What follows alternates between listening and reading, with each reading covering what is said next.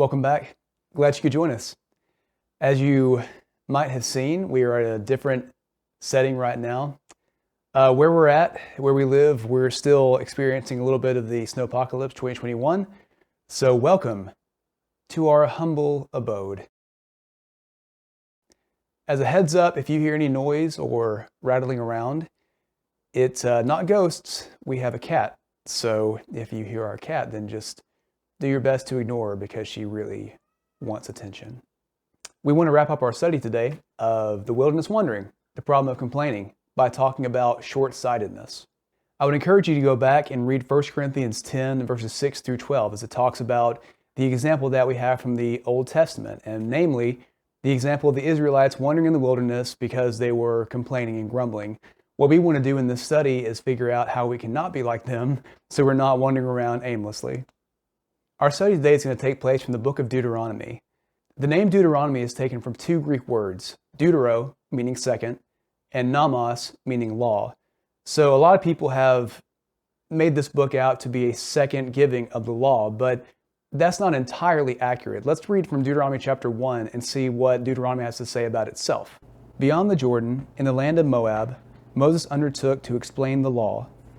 So we see Deuteronomy is not necessarily a second giving of the law, but an explanation or an expounding of the law and its principles, what that looks like in real life. And mostly this is going to be Moses talking to the people of Israel before they go into the land of Canaan. Remember the first time they were at the edge of Canaan, couldn't do it, so this is the last time. This is kind of like a pep talk that he's going to give them before they go in. And so Moses is going to start out in Deuteronomy chapter 1 with some reminders for the Israelites. He reminds them of the first time they failed to enter the land of Canaan. He's also going to remind them that because of their unfaithfulness, that he is now not allowed to enter into the land of Canaan. And lastly, he's going to remind them of how they complained and tested God. You shall not put the Lord your God to the test as you tested him in Massah. And that was the unfortunate cycle Israel found itself in. They would come upon some hardship, they would have a natural reaction of stress, and then they would start to complain and use that energy negatively against Moses and against God. And so before they entered into the land, Moses wanted to give them a solution to their problem, a solution to the problem of complaining, which was remembrance. He tells them to remember that their obedience is not only for them, but also for the future generations. That you may fear the Lord your God, you and your son's sons, by keeping all his statutes and commandments, which I command you all the days of your life, and that your days may be long. And obviously the same could be said about us. Our faithfulness and remembrance of God's covenant is not just for us, it's also for future generations. He reminds them specifically to pass down that information they've learned to the next generation. You shall teach them diligently to your children, shall talk of them when you sit in your house, when you walk by the way, when you lie down, when you rise. After the debacle of the 12 spies situation, Moses wanted to make sure the people knew that it was important to pass down that information they have learned to the next generation to avoid another faithless generation. Moses also encourages them to remember who is really in charge. When the Lord your God brings you into the land that he swore to your fathers, to Abraham, Isaac, Jacob, to give you with great and good cities that you did not build, houses full of all good things that you did not fill, cisterns that you did not dig, vineyards and olive trees you did not plant, when you eat and are full, then take care lest you forget the Lord who brought you out of the land of Egypt, out of the house of slavery. It is the Lord your God who you shall fear. Him you shall serve, and by his name you shall swear. You shall not go after other gods, the gods of the peoples who are around you. For the Lord your God is in your midst, and is a jealous God. Lest the anger of the Lord your God be kindled against you, and he destroy you from the face of the earth. And some of these things seem pretty plain to us, right? Don't have any other gods before God, and don't forget him. But remember, that exact situation happened back in Exodus. Moses is on Mount Sinai, and they literally say, I don't know what happened to Moses. They forget God and build another false idol and claim him as God. And Moses is going to close out this section in Deuteronomy 6 by reminding them, again, the importance of talking to their children and reminding them of what God has done for them. When your son asks you in time to come, what is the meaning of the testimonies and the statutes and the rules of the Lord our God has commanded you? Then you shall say to your son, we were Pharaoh's slaves in Egypt. The Lord brought us out of Egypt with a mighty hand. The Lord showed us signs and wonders, great and grievous, against Egypt and against Pharaoh and all his household, before our eyes. And he brought us out from there, that he might bring us in and give us the land that he swore to give our fathers. The Lord commanded us to do all these statutes, to fear the Lord our God, for our good always, that he might preserve us alive as we are this day. It will be righteousness for us if we are careful to do all this commandment before the Lord our God as he commanded us. And so we see overwhelmingly God's answer to Israel's complaining and the leading to a faithless generation is to remember all that he's done for us, which is to say for us, keep the big picture in mind. Moses mentions when your sons ask you, what are we doing all this? How did we get here? He mentions specifically, remember what the Lord has done for you. Think about the big picture of who you were, where you came from, and where you are now. And that's the greatest thing that will help us whenever we are tempted to complain. Often we complain because we fail to see the big picture.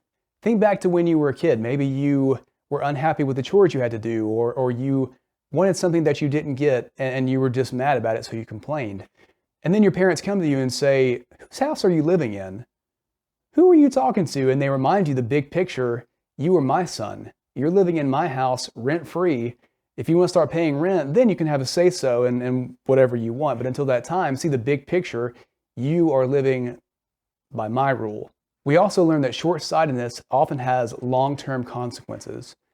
Think about Israel for a moment. Whenever they were stressed in the wilderness, instead of taking that energy in a positive direction, what they said was, I want to complain, I want to have my own way, I want to do whatever I want to do, and it led to long-term consequences. For example, having to wander for 40 years in the desert until that faithless generation had died off. And the same is often true for us. Whenever I get stressed, my natural reaction is to manifest that some way in the form of complaining or having my own way. And sometimes if I say or do something, then it can have long-term consequences. And so to prevent us from complaining, we must remind each other of everything God has done for us. But you are a chosen race, a royal priesthood, a holy nation, a people for his own possession, that you may proclaim the excellencies of him who called you out of darkness into his marvelous light. Once you were not a people, but now you are God's people. Once you had not received mercy, but now you have received mercy. Beloved, I urge you, as sojourners and exiles, to abstain from the passions of the flesh, which wage war against your souls. Keep your conduct among the Gentiles honorable, so that when they speak against you as evildoers, they may see your good deeds and glorify God on the day of visitation. Two big picture ideas that Peter presents here. Number one, remember where you came from. He says, once you were not a people, once you were not saved, now you have both. Let those things manifest itself in your life in the form of gratefulness. And number two, whenever we do act up, whenever we do complain or fall into sin, think about how the world sees us in that light. He says, instead, when you're reviled and when they speak evil against you, when they see your good works, and they'll glorify God instead of having something to bring against you. Big picture, not short-sightedness. As we close today, I want to make some personal application to us. It is okay to feel stressed. It's okay that when life gives us difficulties that we have some kind of discomfort in our lives. That's 100% natural. But complaining is 100% sinful and will always lead to bad consequences. So I want to ask you today, before we complain, before we make a decision that we're going to regret for a long time, let's stop first and investigate why we are feeling that way. What is the stress in my life that's leading me to this negative, sinful place? And once we get there and find the root of those things, that's when we can rely on God and one another to help each other through those situations. We can remind each other that even though we were in a bad place, and even though we might not be in the place we want to be right now, there is a future direction that's going to make all of our stresses and complaining look like nothing. We really hope you've enjoyed this series, and we hope you got something out of it. It is our prayer that you come to know God closer through his son, Jesus. If you would like to do that, please reach out to us anywhere, social media, email, here on YouTube. We would love to help you grow in that way. And remember, before we complain, keep the big picture in mind.